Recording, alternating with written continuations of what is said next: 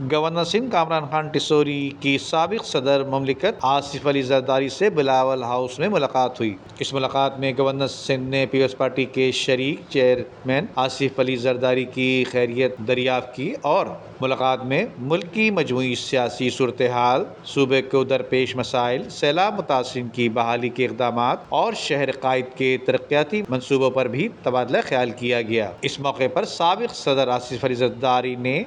Governor Sindh کے لیے نیک خواہشات کا اظہار کرتے ہوئے ان کو دعاؤں سے نوازا، جبکہ دوسری جانب گورنر سندھ کامران خان ٹسوری کا لیاقت آباد صرافہ کریانہ مارکیٹ کا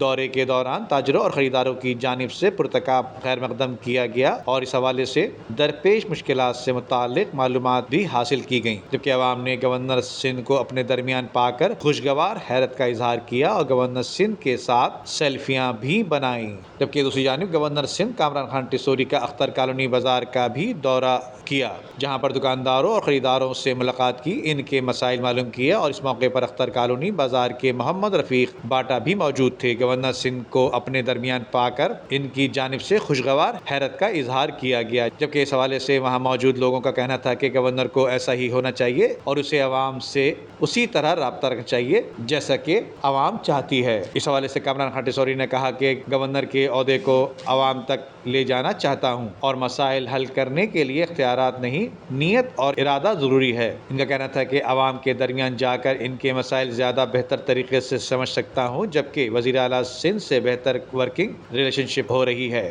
گورنر کا کہنا تھا کہ میں نفرتیں ختم کر کے سب کو باہم جوڑنا چاہتا ہوں، جبکہ گورنر ہاؤس کے دروازے عوام کے لیے کھلے ہیں۔ شہر کے تجارتی مراکز نمایاں ریونیو دیتے ہیں، جبکہ ان کے مسائل کے حل کے لیے ہر ممکن اقدامات اٹھائیں گے۔ ندیم صدیقی، میٹرو 7 پاکستان۔